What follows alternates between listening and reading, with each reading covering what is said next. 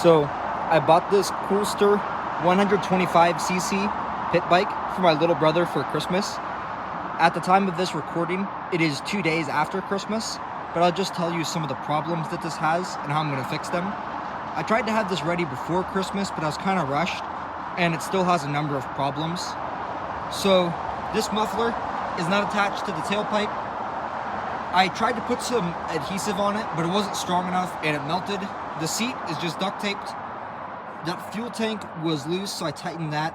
There's glue there because someone glued a phone holder to that. This pit bike was obviously dropped on the left side. These handlebars are pretty noticeably bent. It's not very much visually, but you can really feel it. Then, I'm pretty sure the main jet is severely clogged, so the last half of the throttle doesn't even do anything. It's stuck in a gear. I don't know what gear that is. This peg is either the wrong peg or completely bent. The chain was a little bit too tight. This rear brake piston is missing that bolt. It's strong enough to lock out the wheel, but it's not very secure and it moves around. And this is a semi-auto clutch. There's no handle. And this clutch is stuck.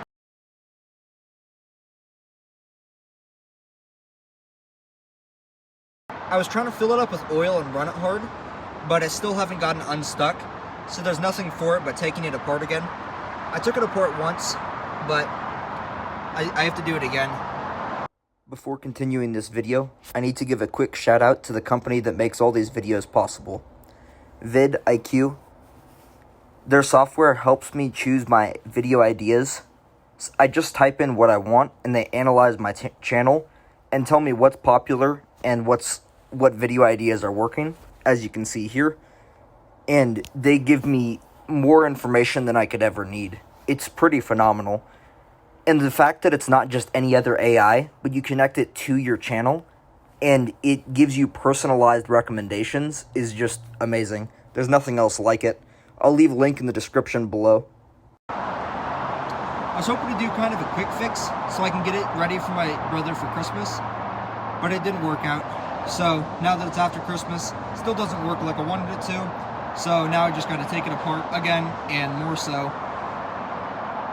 And one thing I forgot to add is this shift lever was severely bent, and I heated it up with an acetylene oxygen torch and pressed it in a vise to straighten it, and then used some pliers to further straighten it. It worked perfectly fine, and now it's nice and straight, but it still doesn't shift, so I gotta fix that.